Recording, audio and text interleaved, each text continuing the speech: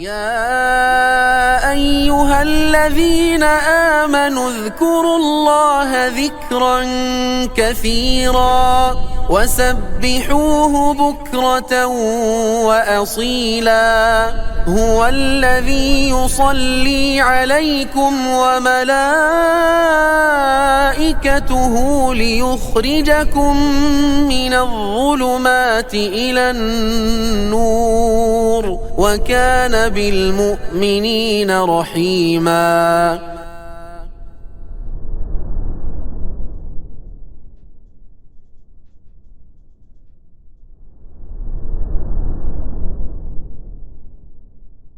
السلام عليكم ورحمة الله وبركاته. إن الحمد لله نحمده ونستعينه ونستغفره ونعوذ بالله من شرور أنفسنا ومن سيئات أعمالنا من يهده الله فلا مضل له ومن يضلل فلا هادي له أشهد أن لا إله إلا الله وحده لا شريك له وأشهد أن محمدًا عبده ورسوله لا نبي بعده. يا أيها الذين آمنوا اتقوا الله حق تقاته ولا تموتن إلا وأنتم مسلمون. يا أيها الناس اتقوا ربكم الذي خلقكم من نفس واحدة وخلق منها زوجها وبث منهما رجالا كثيرا ونساء واتقوا الله الذي تساءلون به والأرحام إن الله كان عليكم رقيبا. يا أيها الذين آمنوا اتقوا الله وقولوا قولا سديدا يصلح لكم أعمالكم ويغفر لكم ذنوبكم ومن يطع الله ورسوله فقد فاز فوزا عظيما. فإن أصدق الحديث كتاب الله وخير الهدي هدي محمد صلى الله عليه وسلم وشر الأمور محدثاتها وكل محدثة بدعة وكل بدعة ضلالة وكل ضلالة في النار. أما بعد، المعاني التي تتم بها حياة الصلاة كثيرة. Makna-makna atau poin-poin yang bersifat batiniyah yang menjadikan salat menjadi hidup, yang menjadikan salat itu hidup, ada kehidupan padanya. Dan makna-makna inilah sebagai solusi bagi kita yang salatnya kekeringan, kegersangan, yang mana semua dari kita membutuhkannya. Ibarat ikan yang seolah-olah di luar dari air, merasa betul-betul kehausan atau tidak bisa hidup dengan tenang. Ada beberapa ikan yang memang dia bisa bertahan di tanah di masa kering sampai berhari-hari, berminggu-minggu, bahkan berbulan-bulan, tidak hidup dalam kondisi normal. Sama persis dengan kita ketika salatnya itu kering. Hidup kita meskipun dengan gelimang dunia namun tidak normal. Maka siapapun kita yang salatnya jauh dari kesempurnaan, jauh dari hadirnya hati dan tidak hidup salatnya, maka seperti itulah. Hidup itu serasa kering. Adapun basahnya dunia, maka itu tipuan dan juga potensi keterjatuhan, atau memang sudah terjatuh dan terlantar. Maka jemaah sekalian rahimakumullah, niatkan kajian ini untuk menjadi pemicu amal saleh, yaitu untuk menjadikan salat kita hidup atau semakin hidup, mengasah kehidupan di salat kita. Dikatakan oleh Ibnu Qudamah Najmuddin Ibnu Qudamah Al-Maqdisi rahimahullah. Makna-makna batin yang menjadikan salat menjadi hidup itu ada beberapa. Minha di antaranya hudurul qalb kama dzakarna, yaitu kehadiran hati sebagaimana telah kami jelaskan. Hudur al-qalb itu yang membuat salat hidup. Hatinya hadir. Hati itu kan ada dua makna, ada dua macam. Yang pertama al-qalb al-hissi, yaitu jantung yang kita kenal, yang dengannya berdetak denyutnya, dan padanya melaluinya pula mengalir sirkulasi darah. Maka ini qalb secara fisik, al-hissi. Dan yang kedua adalah qalb secara ma'nawi, dan itu yang dimaksud.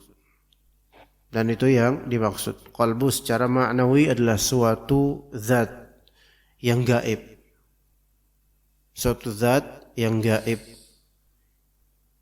yang padanya terletak iman atau kekufuran, yang padanya terletak niatan, azam, hasrat, atau ketidakmauan, yang darinya, yang padanya tersimpan ilmu atau kehampaannya. Maka ini hati secara maknawi. Dan dalam Al-Quran maupun As-Sunnah selalu al-qalb itu mengacu pada al-qalb makna kedua ini.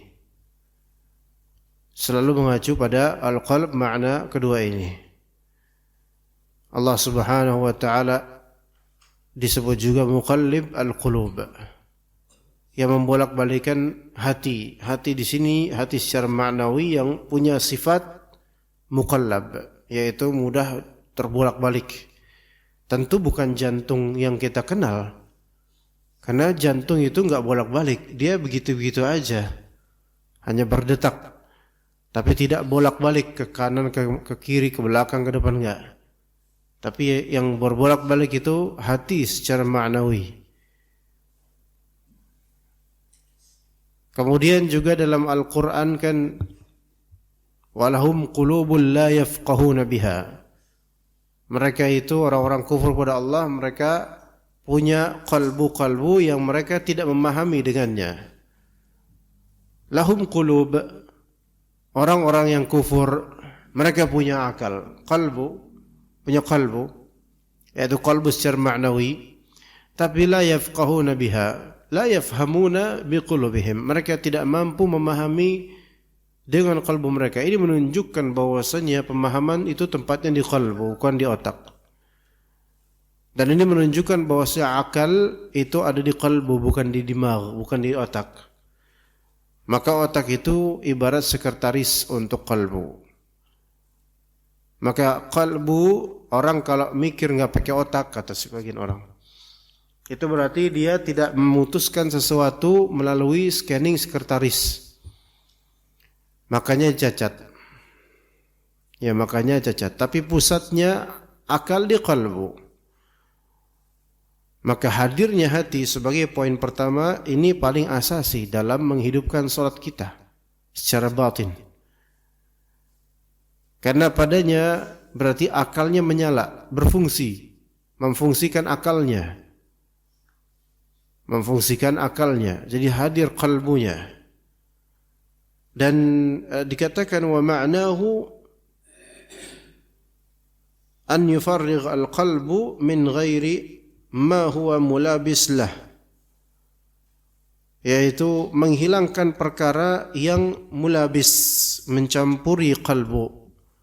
Terjadi mulabasah, qalbu terjadi mulabasah. Karena mulabasah itu hal-hal yang sebenarnya tidak penting atau hal yang mendistorsikan akal, hal yang mengganggunya. Mulabis, mencampuri di sini. Mulabis dari kata libas, artinya pakaian. Jadi tercampur dengan pakaian dan tertutup dengannya.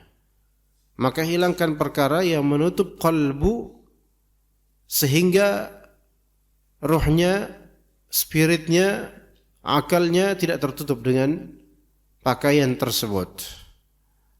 Artinya hal-hal yang mengisi kalbu seseorang tidak fokus pada momentum yang tepat, maka hilangkan itu.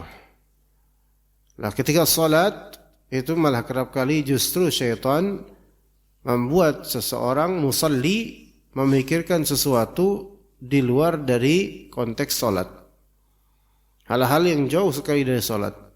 Yang mana hal tersebut mulabis, yaitu menutupi, mengkofri hatinya, sehingga terhijablah dia dari memikirkan hal-hal yang sebenarnya merupakan konten utama dalam salat, yaitu masalah kekhusyuan, tadabbur terhadap ayat-ayat dan bacaan, mengingat kematian dan akhirat, mengingat Allah Ta'ala dan perintah Rasulnya.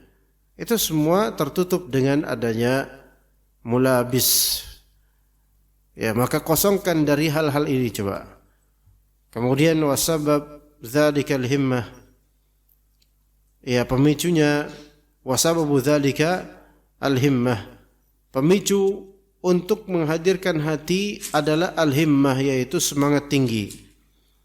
Al-himmah yaitu perhatian dan semangat tinggi. Fa innahu mata ahammaka amrun hadra qalbuka daruratan.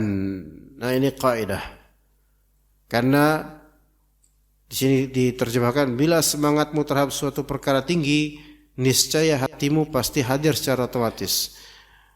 Di sini kan fa innahu mata ahammaka amrun hadra qalbuka daruratan, yaitu kapanpun suatu perkara itu membuatmu terfikirkan atau membuatmu semangat, maka hatimu akan hadir. Itu maknanya. Maka lihat semangatnya seseorang ketika sholat di mana, gitu loh. Maka hati itu akan bertambat padanya. Hati itu akan bertambat pada sesuatu yang membuatmu semangat, gitu loh. Apa? Semangat sholat karena apa? Gitu loh. Karena apa? Apakah karena ingin mendapatkan akhirat? Maka kalau memang itu yang dijadikan sebagai atau itulah semangatnya, maka hati akan hadir untuknya. Semua seperti itu sejak kita masih kecil pun, motivasi yang membuat kita semangat itu akan melazimkan hati yang hadir untuknya. Itu mesti seperti itu. Seseorang semangat menuntut ilmu itu pasti ada maksud. Ketika maksud tersebut tidak terwujud atau tidak ada, maka semangatnya hilang. Kenapa? Sebagian orang semangat menuntut ilmu karena sisi taladzuz terhadap ilmu dan berfikir. Ada orang suka berfikir gitu loh. Taladzuz, ada sisi lezat di situ. Maka dia akan menghadirkan hati untuk hal yang menjadi pokok kelezatan itu. Ada orang yang suka kajian tazkiyatun nufus. Dia kurang suka kajian tafsir, dia kurang suka kajian fiqih, kurang juga masalah akidah. Tapi suka hal-hal yang berkaitan dengan hati. Ya. Nah, kemudian dilihat tema kajiannya, misalnya kajiannya namanya judulnya apa? Hati-hati dengan hati misalnya. Masya Allah, ini hati saya lagi luka nih. Akhirnya datang kajian karena apa? Karena ada tujuan, ihtimamnya dia apa? Di masalah hati. Makanya ketika dia datang ke kajian itu, hadirlah hatinya. Karena disitulah semangatnya. Tapi sekarang misal lain. Kata Nabi SAW, "Faman kanat hijratuhu ila dunya yusibuha aw imra'atin yankihuha fa hijratuhu ila ma hajar ilaihi." Kalau misalnya hijrahnya seseorang karena ingin mendapatkan bagian dari dunia yang dia ingin dapatkan atau perempuan yang dia ingin nikahi, maka hijrahnya itu sesuai dengan tujuan yang dia hijrah untuknya. Maka misal seseorang itu betul-betul terfikir pengen banget nikah, kebelet nikah, ihtimamnya dan himmahnya di nikah. Ya. Dan ternyata ada yang dia sukai, misalnya seorang akhwat yang memang biasa rutin datang ke kajian mana gitu, ke kajian itu. Maka dia kemudian semangatnya itu bertambat di situ. Maka kehadiran hatinya dia di kajian itu akan beda dengan kehadiran hati di kajian-kajian lainnya. Namun kehadirannya itu sebabnya adalah karena pengen dengan perempuan itu. Apakah dia akan hadir hatinya di materi pengajian? Kemungkinan besar tidak. Tapi hadirnya untuk apa? Hadirnya terhadap apa? Yaitu perempuan itu. Makanya setelah kajian dia paling lama betah di parkiran. Di situ hatinya makin hadir. Karena di situ himmah dan ihtimamnya. Nah, kalau himmah dan ihtimam seseorang, kepentingan hati seseorang adalah akhiratnya, keselamatan hari akhirnya, ridha Allahnya, maka salatnya dia ya di situ letaknya. Dan itu hidup insyaallah ya. Nah, kemudian fala ilaja li ihdarihi illa sarful himmati ila shalah. Ya, maka tidak ada cara menghadirkan hati selain memfokuskan konsentrasi kepada salat dan konten-konten dalam salat, konten murni dalam salat. Apa konten murni dalam salat? Yaitu gerakan salat dan apa yang dibaca di salat, itu konten murni dalam salat. Selain dari itu, maka sebenarnya itu di luar konten salat. Karena konten itu sesuatu yang menjadi domain dari hal zat tersebut. Konten yang komposisi dari hal itu. Dan salat itu komposisinya doa. Perbuatan dan perkataan yang ada dalam salat itu kontennya. Maka gerakan-gerakan salat itu ihtimam dia. Dan juga lafal-lafal yang dia baca dalam salat atau didengar dalam salat, maka itulah kontennya. Disitulah dia fokus di situ. Di situ fokusnya. Maka fala ilaj, maka tidak ada obat, tidak ada cara menghadirkan hati selain memfokuskan konsentrasi pada konten salat itu. Fokus dalam gerakannya dan fokus dalam wirid dan atau bacaan imamnya. Di situ. Maka hal-hal di luar itu apa coba? Perdagangan yang kita lakukan, transaksi yang kita lakukan di luar dari salat, maka semua itu justru hal yang mengganggu kehadiran hati dalam salat. Yaitu menghadirkan tema lain dalam salat. Yang mana tema tersebut tidak nyambung dengan lafal yang dia baca atau dia dengar dalam salat. Begitu. Oke, sekarang kalau misalnya ternyata ya kita ada masalah. Bukankah Rasulullah SAW kalau ada masalah dan ada hal yang mengurungnya itu beliau akan salat? Itu benar. Lalu kan berarti kan kita ketika lagi salat kita mikirin masalah kita. Nah kan gitu. Maka jawabannya adalah ketika masalah itu adalah masalah keduniaan, maka singkirkan itu dari salat sebenarnya. Singkirkan itu dari salat dan beralihlah kepada fokus pada hal-hal yang dibaca olehnya dalam salat. Loh, tapi ya kan tetap itu kan bagaimana kita bisa men-solving masalah ketika kita memikirkan lafal-lafal dalam salat, kan masalah kita masalah dunia. Enggak matching.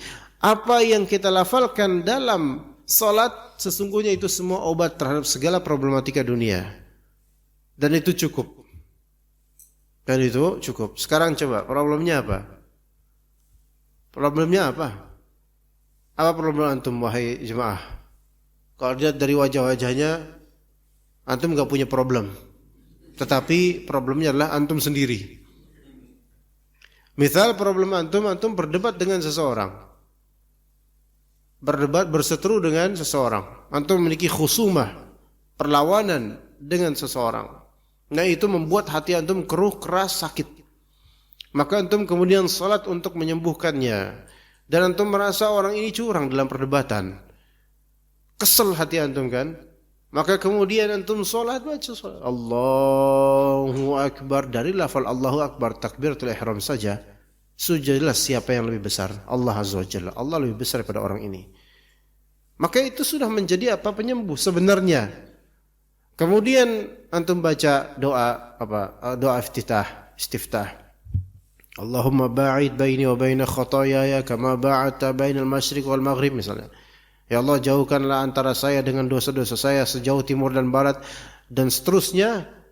Allah maghsilni min khataayaya bitsalji wal ma'i wal barad, dan juga kalimat sebelumnya. Ala kulli itu berarti kan minta apa? Minta dibersihkan, minta di-cleansing. Supaya hatinya bersih dari dosa-dosa. Dosa perdebatan. Itu sebenarnya udah solusi. Baik, kemudian a'udzubillahi minasyaitonir rajim. Berta'awudz, minta perlindungan pada Allah dari godaan syaitan yang terkutuk. Perdebatan itu banyak godaan syaitannya. Itu menjadi solusi juga. Bismillahirrahmanirrahim, dengan menyebut nama Allah. Berarti kan minta tolong sama Allah.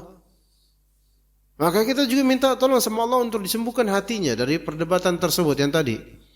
Alhamdulillahi rabbil alamin, segala puji bagi Allah Rabb semesta alam. Ar-Rahmanir-Rahim, Maha Pengasih lagi Penyayang. Maliki yaumiddin, rajanya hari pembalasan. Kan kita kadang-kadang dendam terhadap orang yang kita debat dengannya karena kita mungkin kalah atau dia berbuat curang. Maka Maliki yaumiddin ini lafal yang membuat tersembuhkan hal itu.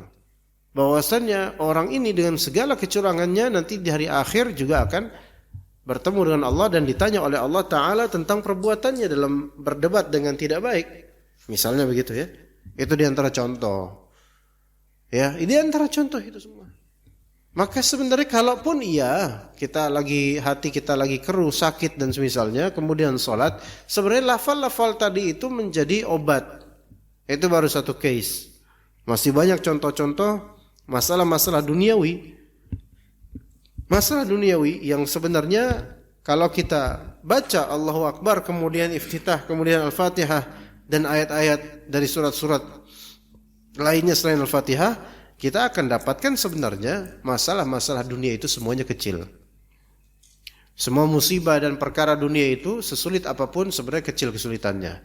Dan tersembuhkan dengan lafal-lafal syar'i berupa doa-doa dan zikir-zikir yang itu melazimkan peringatan terhadap hari akhir yang itu jauh lebih besar musibah dan kesulitannya dibandingkan dengan apa-apa di dunia ini. Ya, kemudian wansiraful himmati yuqawi wa yud'if, atau wansiraful himmati yaqwa wa yad'uf bihasabi quwwatil imani bil akhirati wa ihtiqarid dunya. Fokusnya konsentrasi terkadang menguat dan terkadang melemah sesuai dengan kadar kuatnya iman kepada akhirat dan kadar merasa remehnya dunia. Nah, di situ. Itu kunci tuh. Kunci banget itu. Dua hal yang antum tuh fokus atau enggak, konsentrasi apa enggak tuh dilihat dari seberapa kuatnya, itu dilihat dari apa? Seberapa beriman antum kepada akhirat dan seberapa kadar dunia bagi antum.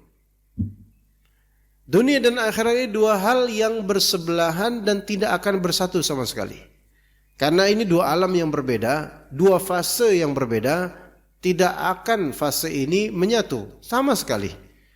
Saking tidak mungkin menyatunya sampai antara alam dunia dengan alam akhirat ada alam namanya barzakh. Ya. Barzakh itu kan maknanya wasithah. Wasithah itu di tengah.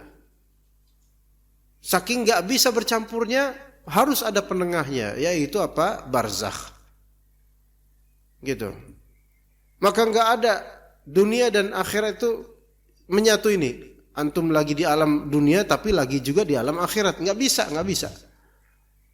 Gak menyatu. Nah, sekarang ketika dua ini sesuatu yang tidak mungkin menyatu, maka dilihat fokusnya, konsentrasi antum di salat antum sebenarnya tergantung dengan dua kadar. Pertama, kadar keimanan kepada akhirat, yaumil akhir, dan yang kedua, kadar seberapa remehnya dunia antum. Sebab kadar keduniaan antum, kadar tinjauan antum terhadap dunia. Maka orang-orang yang jarang mengingat akhirat itu biasanya enggak bisa khusyuk dalam salatnya walaupun rajin salat.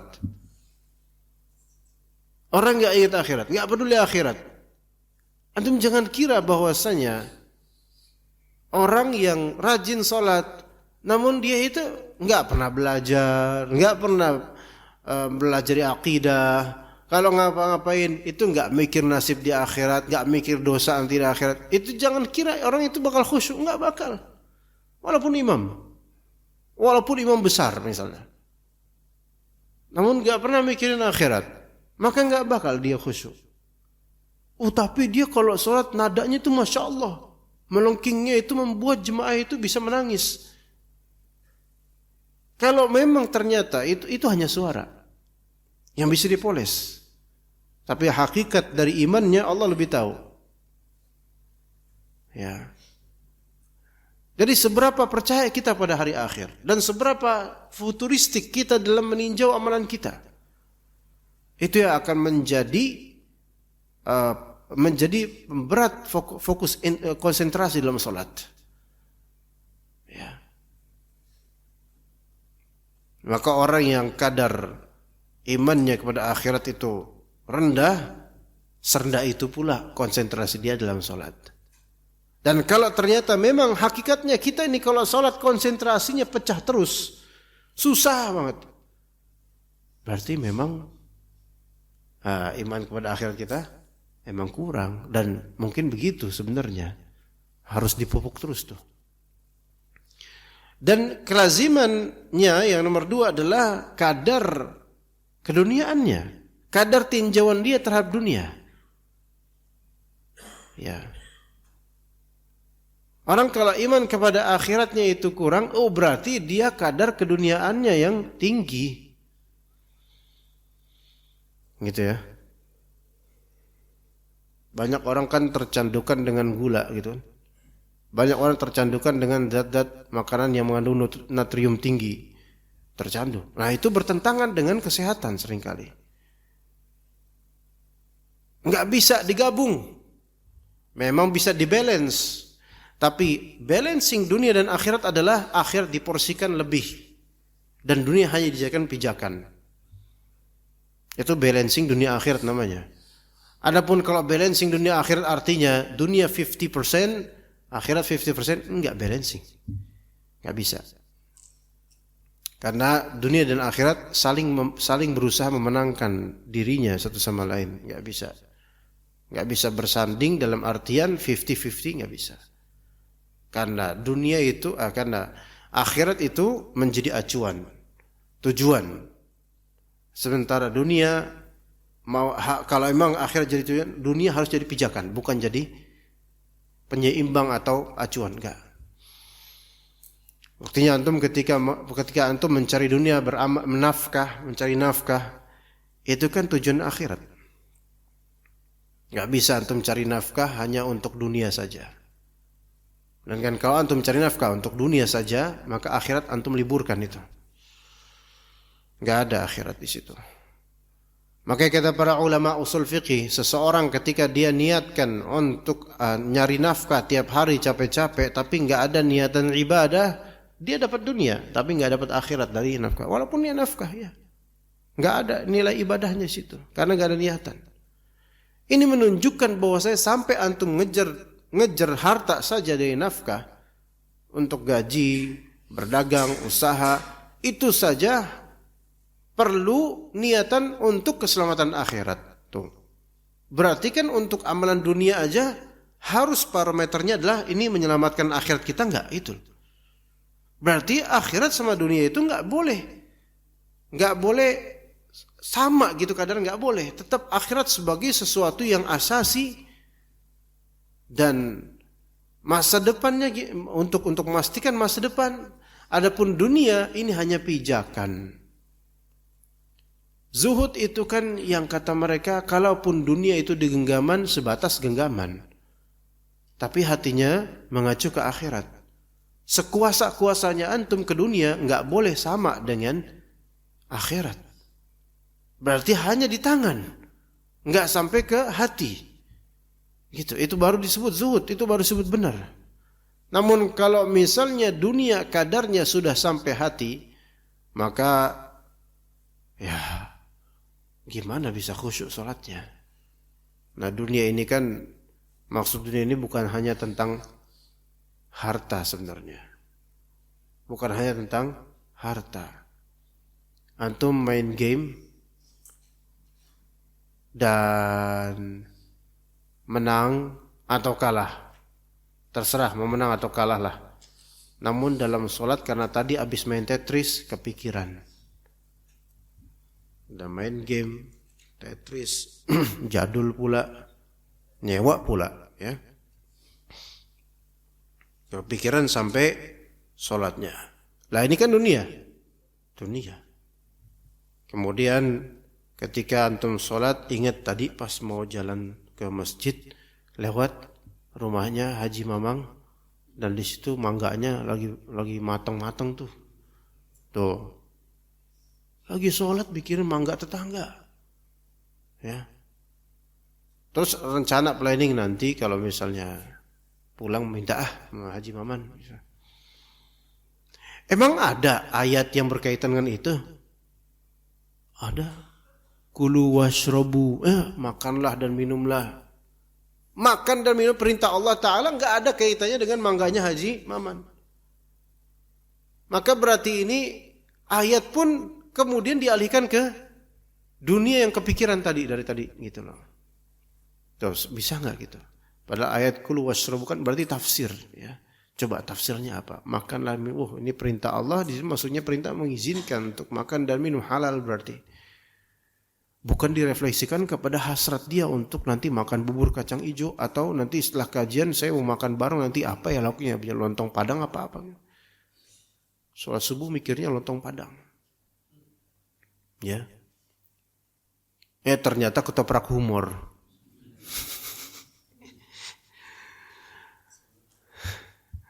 Nah, taib. Jadi seberapa kadar dunia, Pak Jemaah? Nah, yang masalah memang kalau kita itu imma lagi ada bermasalah sama orang atau kita lagi ada masalah sama harta, gitu loh.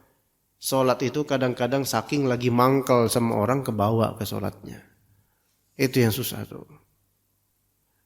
Kenapa kok sampai kebawa ke salatnya? Karena sebenarnya kita tuh kalau berseteru sama orang kemudian kepikiran terus, mungkin ya kita masih ada mementingkan keduniaan sebenarnya. Kok bisa? Kan emang tersinggung kan ya. Ya para nabi mereka itu orang yang paling dicecar dan dicela loh oleh bangsanya sendiri itu loh. Bahkan oleh keluarganya sendiri juga ada. Orang paling dicecar, dicela itu para nabi. Tapi mereka tuh orang paling khusyuk. Apakah ketika lagi sholat Nabi kepikiran tadi fulan ngomong itu ke saya? Enggak, sebenarnya enggak. Kembali ke Allah. Artinya coba lupakan semua perkataan-perkataan itu, karena sebenarnya ketersinggungan kita itu karena apa? Karena kita merasa harga diri kita dikurangi. Dan merasa harga diri itu dikurangi, kepikiran terus, itu menunjukkan kita masih ada ego. Gitu loh. Padahal sebenarnya belum tentu harga diri kita dikurangi. Kita kalau dikata-katain sama orang, tingkat bapernya kita itu sesuai dengan tingkat ego kita. Semakin egois, semakin sombong, semakin baper. Makanya orang yang paling baperan tuh bukan orang apa, melainkan orang paling sombong. Orang sombong itu yang paling cepat baperan sebenarnya. Iya. Yang paling sensitif. Orang sok itu paling cepat baperan. Orang paling sensitif ya. Sementara orang yang paling tawadhu itu yang paling gak baper. Karena ya celah aja emang saya rendah kok gitu kan. Dia merasa rendah. Ya udah enggak ada. Ya udah ya it's up to you. Ya, saya nggak dapat benefit dari pujianmu, dan saya juga insya Allah kalau kamu celah pun emang saya banyak keburukan, ya udah kan selesai. Tapi coba kalau kita merasa value diri kita itu tinggi misalnya, ya kehormatan diri kita tuh tinggi, dicela, ya dikata-katain, ya misalnya, kebayang celaan dia. Baper kemudian sampai sholat pun keinget dengan omongan dia. Ini berarti memang masih ada tingkat ego dan atau merasa value-nya itu tinggi di mata manusia. Harus gitu. Padahal kalau misalnya lupakan aja dulu, yang terpenting adalah penilaian Allah. Loh, itu malah obat. Ya. Di sini berarti tadi kan baper itu dunia. Kalau digantilah itu dunia itu dengan yang penting gimana nanti dah di akhirat, sebenarnya ini tersembuhkan sudah. Karena yang memang terpenting itu di akhirat. Ya begitu. Atau jadikan celaan orang itu sebagai teguran dari Allah gitu aja. Misalnya antum dicela, oh jenggotan tapi kayak gitu. Ya kan gak enak.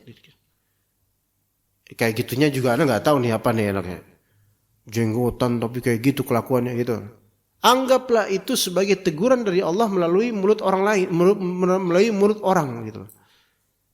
Anggap itu nasihat dari Allah sehingga kita introspeksi di situ. Nah itu bisa. Tapi itu kan nyarinya bukan ridho orang itu, melainkan nyari ridho Allah. Itu mungkin bisa insya Allah.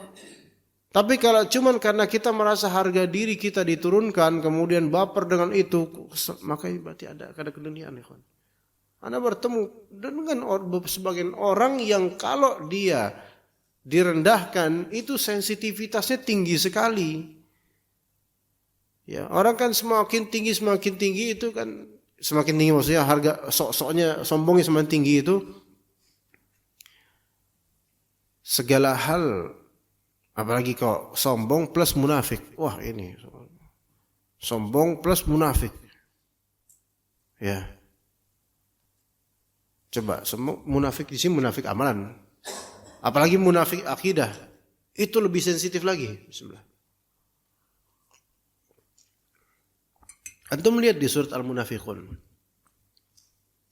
Ya. Apa kata Allah Azza wa Jalla?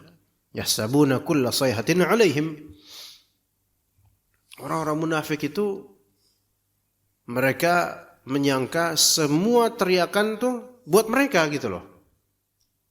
Jadi mudah tersinggung, mudah tersindir. Ya. Itu simah orang munafik seperti itu. Enggak punya sabat, enggak punya keteguhan. Baik munafik dari segi akidah ini lebih mudah tersindir atau munafik dari segi amaliyah. Coba munafik dari segi amaliyah apa? Wa idza haddatsa kadzaba. Jika dia berbicara suka bohong. Orang tukang bohong itu sensitif. Coba pikir-pikir, iya enggak? Iya. Orang tukang bohong itu pasti sensitif. Kalau nggak percaya, coba aja antum jadi pembohong. Insyaallah antum merasa sensitif karena apa? Dosa itu banyak di hati. Dengar kata, jangan bohong gitu aja, walaupun bukan ke dia yang merasa kena. Gitu. Ya. Itu satu. Wa idza tumina khana. Jika diberi amanah, dia berkhianat. Pengkhianat itu yang paling sensitif. Iya. Koruptor, nilep uang. Paling sensitif. Orang yang berkhianat kepada umat dengan menyebarkan hukum yang tidak benar. Yang bid'ah malah dibilang sunnah. Itu pasti paling sensitif. Banyak yang sensitif. Ustadz yang ahli bid'ah itu sensitif sekali. Kenapa? Karena mereka tidak amanah dalam menjelaskan ke umat. Makanya ketika ditegur, ditahdzir, itu paling kesel mereka tuh. Ya begitu. Tidak amanah. Ya. Juga orang yang tidak amanah dalam bekerja di perusahaan, itu sebenarnya sensitif mereka itu. Khawatir segala suara itu adalah sindiran buat dia. Gitu. Ya.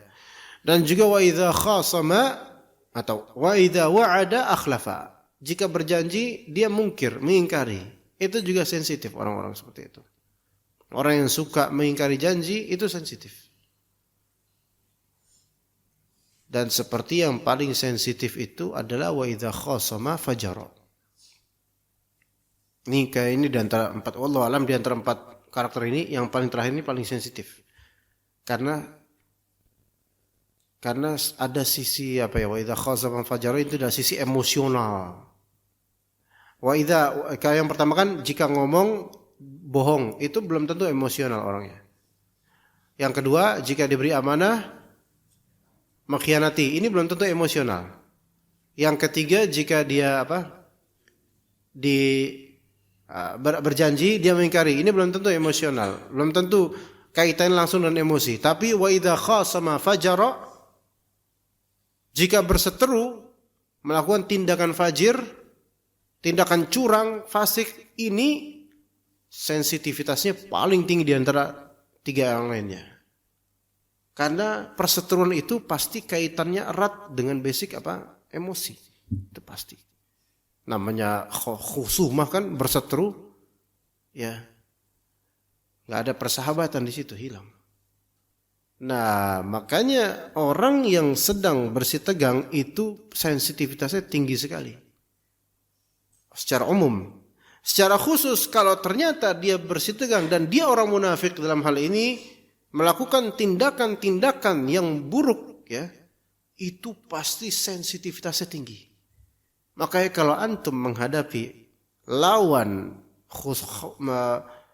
khusumah antum, lawan perdebatan atau khusumah itu pertengkaran antum, dan antum dapatkan dia adalah orang yang kalau melawan orang, ada perlawanan orang, dia akan melakukan tindakan-tindakan fajir, menyebarkan hoax misalnya, memutarbalikkan fakta, lempar batu sembunyi tangan, itu. Dia yang melakukan kesalahan orang yang pihak lawan yang dituduh. Nah, itu ada tuh kayak gitu. Ya. Dan melakukan hilah, delik-delik atau dalih-dalih yang palsu, ya, atau ya tindakan-tindakan yang curang lah intinya. Kalau antum menghadapi seperti ini, maka antum harus tahu orang ini sensitivitasnya tinggi. Lebih baik enggak usah disentuh, ya, jangan disentuh, diamkan. Karena kalau antum ngomong, menjelaskan, dia akan mencecar, antum diam, dia akan kesel. Jadi semua jalan salah. Makanya afdal orang ini diamkan aja sampai Allah yang menegur dia. Gitu. Kecuali kalau antum punya power untuknya. Nah, di sini sensitivitasnya tinggi. Makanya dari 4 yang tadi itu, orang yang paling tidak bisa khusyuk sholatnya yang mana? Yang nomor 4. Yang nomor 4. Ini menunjukkan bahwa saya perseteruan kalau ditingkahi dengan kefasikan itu seburuk-buruk keburukan dan kemudian akan sangat berpengaruh pada sholat. Nah, karena sholatnya nggak khusyuk berpengaruh pada seluruh tindak tanduknya setelahnya.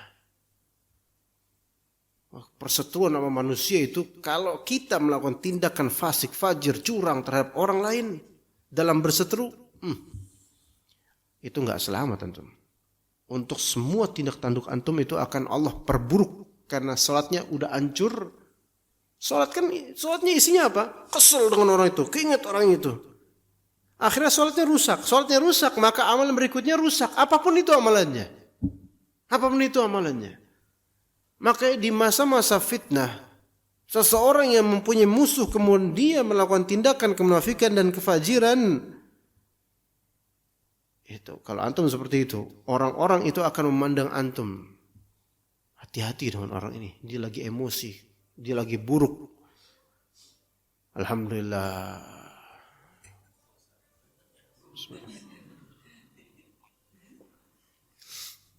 Ya, nggak ada Allah mal kasum tuh, nggak ada.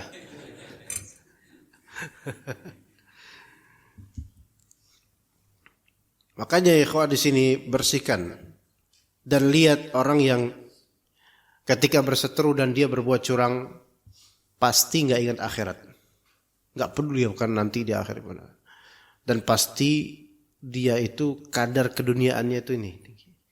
Jarang orang miskin ketika berseteru melakukan tindakan fajir itu sejarang. Kenapa? Karena gak bisa mau ngapain. Apa yang mau dicurangin? Saya gak punya kekuatan. Tapi ketika udah berpunya, bisa dia melakukan tindakannya. Riswah, suap, sogok, nyewa orang, dan seterusnya. Ya, hati-hati jemaah sekalian.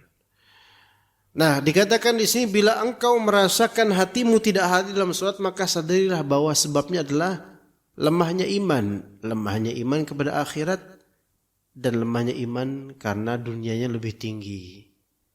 Gitu. Hati-hati dengan kadar gengsi jemaah sekalian, kadar gengsi seseorang. Ya. Kadar gengsi keduniaan maksudnya. Kita aja gengsi keilmuan aja berbahaya loh. Gengsi keilmuan itu berbahaya. Gini loh, misalnya, ana ustadz ketemu ustadz lain. Terus ada ikhwan yang bukan ustadz, walaupun penampilannya ustadz banget, tapi kita tahu dia bukan ustadz. Nah, kita ngomong sama ini bahasa Arab. Ini ikhwan ini tiba-tiba jenggotnya hilang gara-gara nggak bisa bahasa Arab, malu dia, ya. Nah, ana sengaja sama ustadz ini mau memamerkan kita bahasa Arab kalau menunjukkan saya ustadz loh. Ini kan gengsi keilmuan. Itu sombong itu. Itu udah sombong. Lihat loh, hati-hati dengan gengsi seperti ini. Ini melemahkan iman jelas nih. Melemahkan iman. Nauzubillah min dzalik. Bisa seperti ini. Bahkan bisa aja di antara asatizah misalnya. Ini asatizah lulusan Madinah, ini asatizah lulusan Libya. Ya subhanallah. Ternyata terjadi diferensiasi. Yang ini ngumpul sama Madinah, itu ngumpul sama Libya. Kemudian yang Madinah ngobrolin tentang masalah Madinah dan seterusnya. Yang Libya, saya mah taunya Madinah Jakarta gitu kan. Gak nyambung kan jadinya. Gengsi keilmuan seperti ini juga kesombongan. Gitu loh. Ya.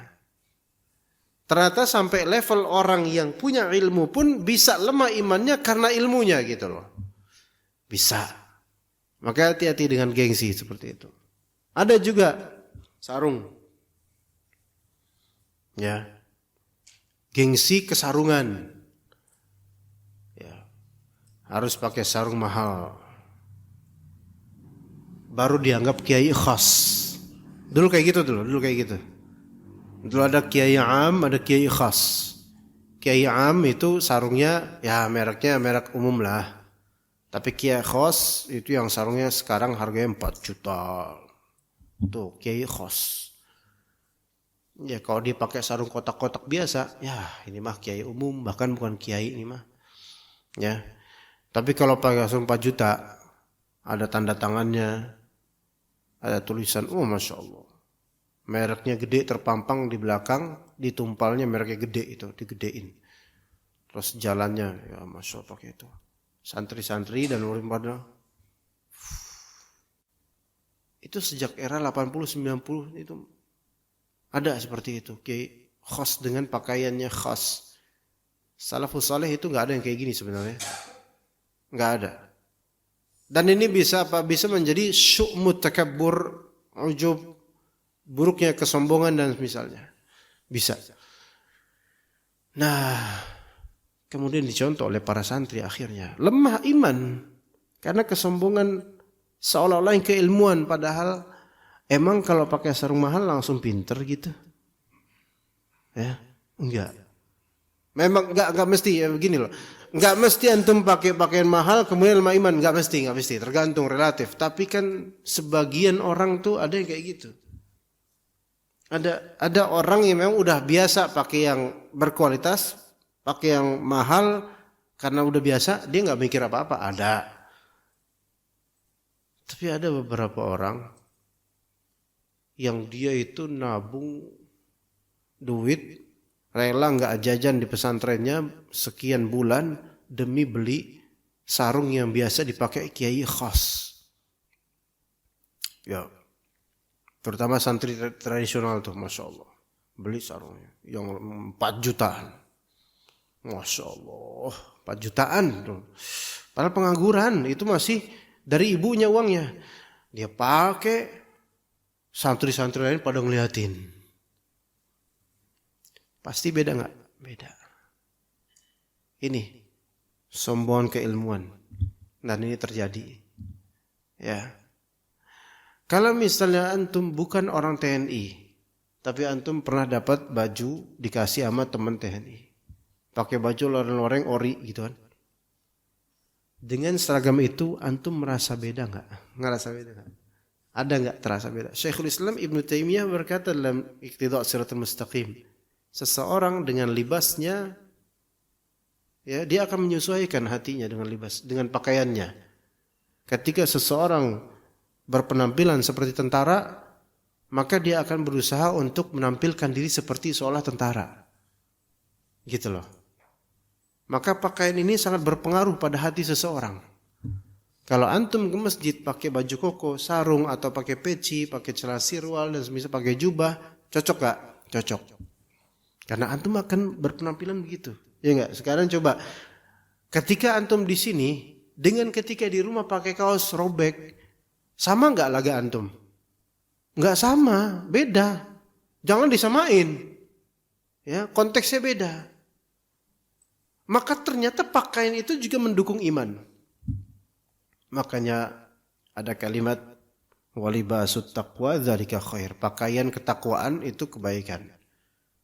Di sini seolah Allah menyinggung bahwasannya pakaian itu bisa mencerminkan ketakwaan seseorang. Ya mau mahal mau murah selama enggak sombong silahkan. Silahkan. Tapi perhatikan pakaian. Khudhu zinatakum inda kulli masjid. Ambillah perhiasan kalian untuk masuk masjid, kata Allah. Ada seorang bertanya waktu itu di kajian, ya Ustaz, orang bertanya, seorang bapak-bapak, Ustaz, menurut saya orang-orang yang mereka ke masjid kemudian bajunya diperbagus itu, menurut saya orang itu munafik, Ustaz. Masya Allah, kok gitu Pak? Iya, karena dia kan cari perhatian orang ke masjid dengan bajunya yang bagus dan seterusnya. Ngapain? Paham nggak begitu? Salah. Di surat Al-A'raf disebutkan anak Adam itu diperintahkan oleh Allah Azza wa Jalla, khudhu zinatakum inda kulli masjid. Oh, ternyata diperintahkan oleh Allah, ambil perhiasanmu. Berarti pakaian terbagus kamu, pakaian yang baik gitu loh. Ternyata itu mendukung keimanan, mendukung sholatnya. Ya. Sebaliknya kok pakaiannya buruk, pakai kaos kemudian belakangnya ada gambar. Udah gitu waktu itu ini lagi gambar Beverly Hills, subhanallah. Itu pernah Anda mungkin pernah cerita ke antum wali santri di pesantren Dua Alirsat tahun 2000-an dulu awal-awal, ada wali santri sekeluarga datang gitu, santri nggak tahu siapa tuh anaknya, santrinya siapa nggak tahu, tapi keluarga datang. Kayaknya abangnya, masih muda juga itu abangnya, pakai kaos. Belakangnya tahu nggak? Beverly Hills perempuan. Itu kemudian sholat di masjid kita. Santri semua dengan PD-nya dia. Zaman itu nggak ada konten YouTube, nggak ada YouTube zaman itu. Kalau ada YouTube mungkin lo lihatnya orang berani banget itu. Di tengah-tengah santri, bayangin santri. Santri itu kan orang yang mendekam di penjara suci. Artinya hatinya masih pada nggak jarang lihat awewe gitu. Ketika dan itu perempuan itu kan belakangnya, itu kan orang yang itu yang paling kesian orang yang sholat di belakangnya pas jemaah. Allahu Akbar. Terus ngeliat temannya, jangan-jangan temannya ngelirik ya. Temannya gitu juga dia. Itu kesian gitu. Ya, mungkin kalau sesama santri nggak bakal kayak ini, orang luar datang tiba-tiba membawa fitnah seperti membuat kekhusyuan sholat hancur. Kalau antar santri mah paling baju dagadu Jogja, paling belakangnya tulisan-tulisan gitu kan, paling dibaca sama jemaah belakang gitu kan. Tapi ini kok udah perempuan, udah beda, rusak. Ini kayak misionaris nih orang nih kayak jangan-jangan nih. Pengen ngancurin santri, jangan-jangan ya. Wallahu a'lam. Karena dia tahu ini santri semua, masa dia masuk ke situ pakai baju seperti itu. Ya. Ngerusak, membuat lemah iman, membuat fokus konsentrasi hilang karena ini dunia. Karena ini syahwat, nggak ada kaitan akhirat.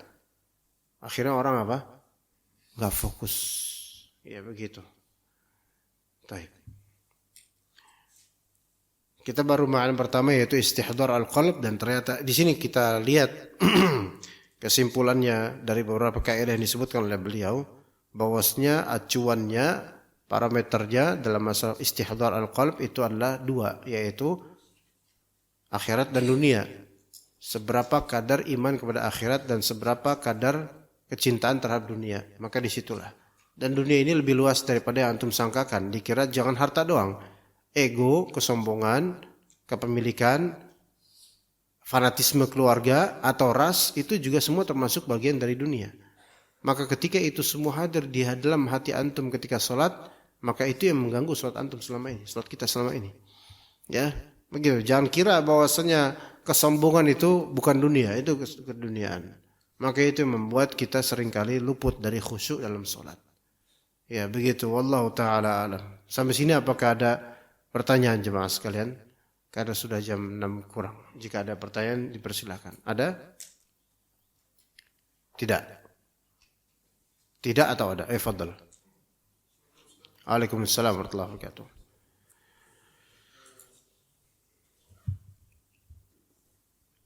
Cek. Ustaz izin bertanya. Ketika sholat terkait khusyuk dalam sholat ya. Ketika sholat tuh udah berusaha gitu Ustaz untuk khusyuk gitu. Tapi ada aja pikiran-pikiran entah terkait pekerjaan atau apa yang bahkan tuh ide-ide brilian tuh muncul di situ Ustaz. Iya. Itu gimana ya Ustaz ya? Maksudnya apa yang harus dilakukan ya? Apa berarti dunia ana terlalu memikirkan dunia gitu Ustaz. Mungkin ilmu ana untuk ya bukan antum aja Pak, jangan terlalu merendahan, bukan antum aja. Semua di sini kecuali ana. Bercanda. Iya, semua dari kita itu apa yang menjadi problem antum, problem ana juga gitu. Jadi kita sama-sama lah gitu ya. Iya. Nah, apakah bisa dikatakan tadi kita cinta dunia? Anggaplah begitu, Pak. Lebih baik kita menganggap diri kita kayak gitu, sehingga kita bisa terpacu untuk memperbaiki diri. Pertanyaan antum, ya problem kita juga. Kita juga selama ini bertanya gitu loh. Kita ini susah terjerat keluar dari jeratan ini. Apa solusinya gitu kan? Gimana caranya supaya bisa keluar? Ya akhi gini loh. Antum gak bakal bisa sempurna seterusnya sholat antum. Itu dulu. Antum mau hebat apapun, kalau antum dapat momentum khusyuk dalam sholat, itu nggak bisa selalu kayak gitu. Karena iman itu naik turun. Namun sekarang problemnya adalah gimana pas lagi sholat supaya kita udah eling ingat, kita hapuskan semua. Itu dia. Ya, maka boleh antum berta'awudz. A'udzubillahi minasyaitonir. Karena antum sedang diganggu syaitan. Itu satu. Ya. Kemudian antum ingat bahwasanya Nabi SAW itu menyebutkan bangkai kambing di dunia itu lebih buruk, lebih busuk daripada bangkai kambing. Ya, dan antum cari akhirat. Itu kalau antum tidak memahami lafal-lafal yang antum ucapkan ketika sholat atau yang antum dengarkan dari imam. Itu kalau nggak paham. Kalau paham, antum lagi baca apa? Al-Fatihah atau lainnya. Kalau antum paham bisa bahasa Arab dan paham tafsirnya, itu udah cukup sebenarnya sebagai modal. Makanya orang berilmu dan bagus hatinya, itu kualitas sholatnya itu jauh melampaui orang-orang awam sebenarnya. Karena ilmunya, karena fahamnya dia dengan apa yang dia baca. Begitu. Tapi kalau ternyata nggak paham, setidaknya dia menerka atau secara global dia berusaha memahami ayat atau lafal yang dia baca. Makanya mulai sekarang pelajari makna dari wirid-wirid yang ada dalam sholat. Sampai hafal maknanya juga. Karena itu sangat membantu. Antum pasti ketika sholat, dimanapun rukunnya itu pasti dalam keadaan membaca atau dibacakan. Pasti gitu, nggak ada dalam keadaan kosong. Nah disitulah kalau antum nggak khusyuk, coba lagi sujud, subhan rabbiyal a'la, apa artinya? Maha suci Allah yang maha tinggi. Coba tadaburi itu. Menunjukkan kita ini lagi rendah gitu misalnya. Ingat. Dan kemudian mungkin boleh mengingat kerendahan diri ketika lagi sujud itu. Saya rendah sekali gitu di sisi Allah. Allah maha tinggi. Saya rendah dengan segala maksiat saya misalnya. Adapun ide brilian, nah itu biasanya ide brilian pas lagi sholat, iya kadang setan datengin tuh. Ya, waduh datang ide brilian, aduh kok kepikiran sana ya, coba. Konsep fokus di lafal yang antum baca. Begitu ya, begitu. Jadi ingat, keburukan dunia, fokus di bacaan antum. Boleh juga antum mengingat dosa-dosa antum dan malu dengan itu, gitu loh.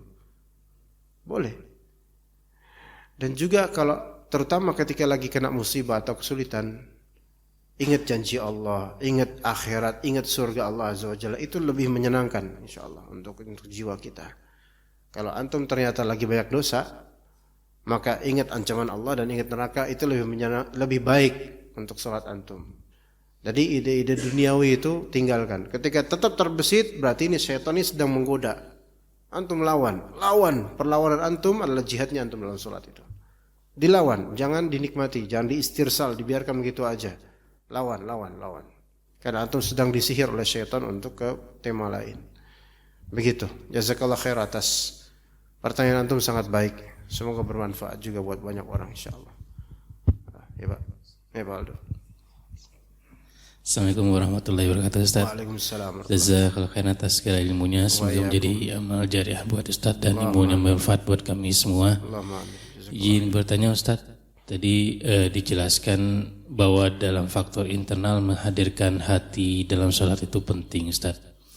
Bagaimana kasusnya kalau seandainya kita sudah berusaha untuk menjaga hati di internal, namun kekusukan sholat kita terganggu dengan faktor eksternal Ustaz. Mungkin dalam kasus khusus, mungkin sebagai takmir masjid ketika sholat jamaah berlangsung, tahu-tahu mikrofonnya mati, atau mungkin sebagai jamaah ketika kita sholat, di samping kita tuh mengeluarkan bau yang tidak enak, atau mungkin ada suara dering HP. Bagaimana menyikapi faktor eksternal ini Ustaz? Dan apakah boleh kita pertama sebagai takmir masjid untuk menghilangkan gangguan itu dan sehingga prosesi sholatnya berjalan khidmat lagi, kemudian sebagai jamaah bagaimana cara kita menghilangkan gangguan eksternal itu Ustaz? Ya, taib. Gangguan internal, jazakallahu khairan, gangguan internal itu dengan izin Allah bisa kita perbaiki. Tapi kalau gangguan eksternal itu karena ada yang bisa diperbaiki, ada yang tidak. Maksudnya ada yang bisa kita mampu memperbaikinya, ada yang kita tidak mampu, bukan kuasa kita. Yang kita mampu memperbaikinya maka lakukan. Apa contohnya?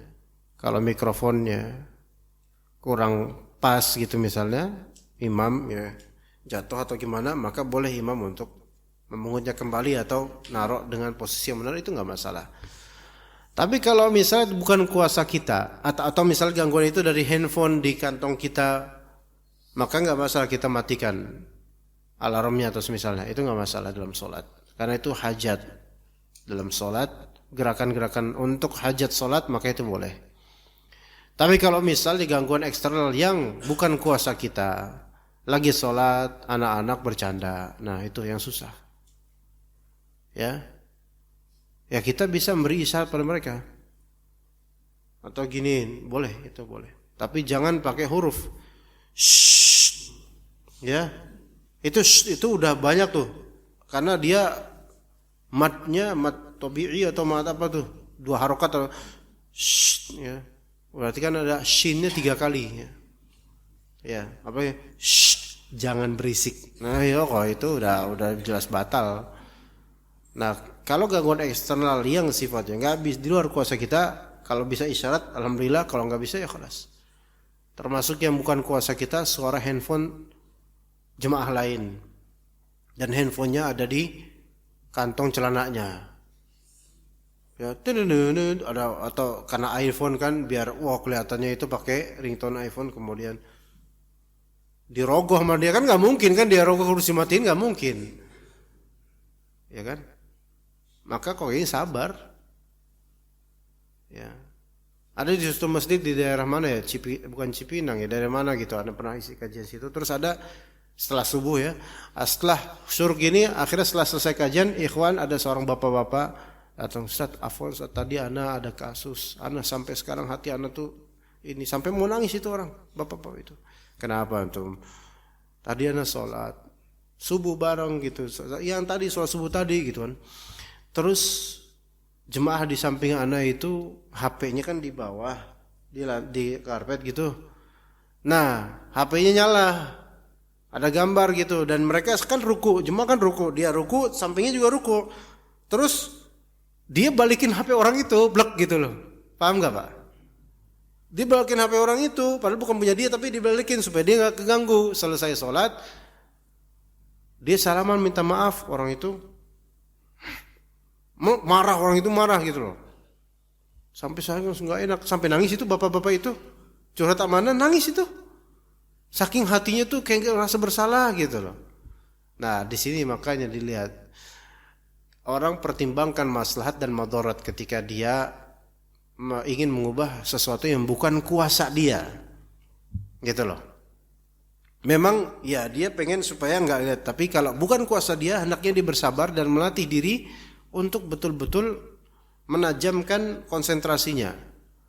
Namun kalau itu di kuasa dia bisa berkuasa dengan itu, seperti DKM atau imam, maka ingatkan atau perbaiki. Misalnya imam melihat anak-anak ya banyak nih, coba anak-anak nih banyak nih ya, anak-anak jangan disatukan, dipencar, pisah di antara bapak-bapak, dan minta koordinasi dan kooperatifnya bapak-bapak. Kalau anak-anak di sampingnya itu bercanda, tolong diperingatkan. Ya gitu boleh. Ajarkan gitu, dipegang supaya jangan ditegur oleh orang tua di sampingnya. Orang tua di sini maksudnya orang-orang jemaah gitu, ditegur. Gitu loh. Sebenarnya gitu, ingetin kayak gitu.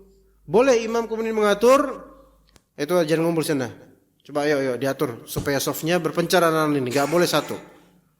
Dan tolong bapak-bapak nanti kalau anak di sampingnya bercanda, tolong ingetin. Itu boleh karena demi maslahat sholat. Nah sekarang kan kebanyakan banyak rata-rata jemaah kan, boy kalau suatu diem aja, ada apaan boy diem aja, ya. Ada misalnya HP-nya, tuh Xiaomi tuh. Nah kalau misalnya gitu, jangan di, udah biarin aja. Jadi lagunya kemudian apa?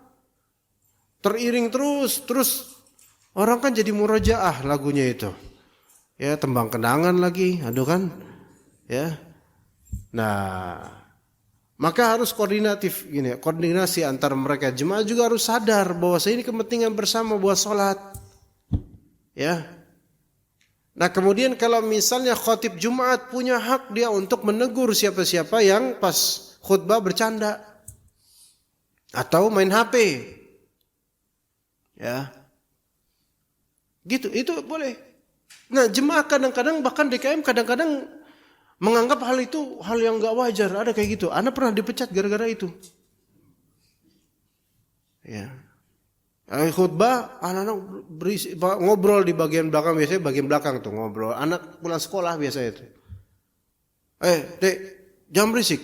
Dengar khutbah ini. Ya. Besok-besoknya tahun depan anak enggak dijadiin lagi. Dan sepertinya gara-gara ketegasan itu. Karena pas anak tanya, belum pernah Ustaz, yang kayak antum kayak gitu negur jemaah. Ya emang boleh. Yang enggak boleh itu jemaah negur jemaah. Apalagi jemaah negur ustadznya. Ustadz jangan berisik. Ya enggak lah, saya khotib, ngomong apa. Nah jadi ketika itu emang antum punya kuasa, baik antum sebagai orang DKM, takmir, atau antum adalah khotib, atau antum imam, gunakan kesempatan kekuasaan itu dengan cara yang benar gitu loh. Buat peraturan bagi takmir DKM atau buat peringatan. Mohon bagi bapak-bapak yang anaknya belum siap ke masjid, di rumah aja gitu. Bahasa kayak gitu Pak, jangan bahasanya dilarang berisik. Ya kadang bapak-bapaknya juga berisik. Ya enggak? Kadang bapak-bapaknya berisik. Ya enggak? Malah lebih berisik kadang-kadang. Jadi superhero bapak-bapaknya. Setelah mulai sholat, Allahu Akbar, imam udah baca Al-Fatihah, anak-anak masih senggol-senggolan, berisik di belakang, datang superhero bapak-bapak deh. Bapak-bapak superhero Betawi gitu. Berisik banget lu, anak siapa lu? Kepret lu. Gitu. Digituin. Ya kan? Jemaah yang tadinya hanya terganggu anak-anak, ya makin terganggu dengan bapak-bapak ahlu kepret ini. Iya, jadinya nambah. Ya, kayak gitu tuh. Nah, gimana caranya? Kooperatif gitu loh. Imamnya atur, imam tegas atur. Coba bapak tolong kooperatifnya sebar ini anak, jangan sampai satu inian. Itu. Kesalahan sebagian dari DKM adalah, Anda nggak tahu di sini, mohon maaf kalau misalnya ternyata ini terjadi di sini, Anda nggak bermaksud. Yaitu anak-anak disendirikan di sok belakang, ya ini dong kandang ayam, ya ini malah jadinya apa? Tambah berisik, atuh salah. Ya, tapi kan kalau misalnya anak-anak ini masih ada yang belum balik, belum usia tamyiz, masih 6 tahun, 5 tahun, balita. Kalau misalnya dia masukin soft, itu memotong soft. Oke, sebagian ulama ada yang berpendapat seperti itu. Ada berpendapat seperti itu, memotong soft. Gitu kan? Tapi kita harus memikirkan juga keadaan gitu loh. Ya, kalau memotong soft pun ini khilafiyah di antara ulama.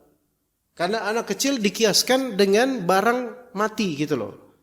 Dia belum sah sholatnya karena belum balik dan belum usia tamyiz juga, belum sah sholatnya, maka seperti barang mati, plek gitu kan. Jadi kalau di antara jemaah ada anak kecil usia belum tamyiz, balita, itu berarti putus, dan putus berarti softnya itu, ya soft yang putus berarti kan ada dosa di situ.